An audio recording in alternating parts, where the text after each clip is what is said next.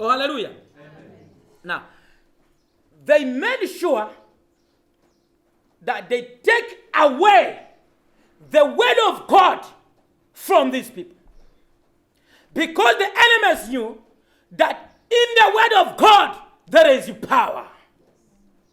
In trusting the Lord, there is power. Even in a hopeless situation, there is hope if we trust in the Lord of God, in the God of heaven. Oh, hallelujah. Amen. Now, from the story that I've read, there are things that God is advising us or is telling us on how we can motivate him to intervene in our hopeless situations. This is starting from where Solomon is praying, 2 Chronicles chapter 6, verse number 28. This is a prayer by Solomon. He's praying to God. Verse 28, he says, when famine or plague comes to the land, or blight or mildew, locusts or grasshoppers, or when the enemies besiege them in any of their cities, whatever disaster or disease may come, and when a prayer or a plea is made by anyone amongst your people Israel, being aware of their afflictions and pains, and spreading out their hands towards this temple, 30 is a request. God, please hear them. Hear them. I like this verse 28, 29 I should say, 29, where they say, and when a prayer is made by anyone among your people Israel, that's what I wanted, being aware, after realizing, being aware of their afflictions. That's what I wanted us to know this morning. That this problem we are in is real. Let us be aware of what is going around us. Let us be aware that there is an enemy coming towards us, looking for us to devour us. There is a coronavirus. Let us be aware of this. Let us be aware that we are in a hopeless situation. Let us be aware.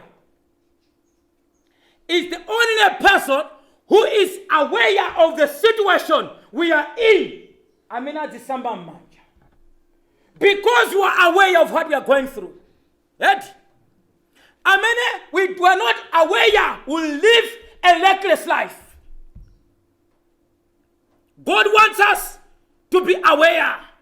The secret is somebody manja, 1 meter. This is a secret that God is revealing to people. And let us follow that. Let us adhere to that. Let us be aware that the world is a danger. Anything can happen. If these people that are aware of their affliction is the only person who is aware of his affliction will pray hard. Ukadziwa vuto limene ukudutsamo ndi kukula kwa vuto limene ulimolo zimakupangitsa kuti upemphere ngati sunapemphere poso. Anthu dakamati wina khapa vuto akauza nzake amene sakumva kuwawa kumene uyu akumana nako, mpovuta kuti uyuyu apemphere mmene mwini wake weniyo angapemphere. Koma amene akudziwa amene kuwawa kwa mavuto amene akumana nawo zimampangitsa kuti apemphere kwambiri kuposa mmene akanapempherera. Ndifaka kutsindika kunena kuti this Solomon said, being aware of their afflictions and pains, pozindikira kuwawa ndi chizunzo chimene wakutani akudutsamo. Two scenarios or two people. Wina amene sakudziwa chimene akudutsamo, wina akudziwa chimene akudutsamo. Anthu awawa akhoza kupemphera mosiyana. Oh, hallelujah. Amen. We are aware of what we are going through. Let us take it.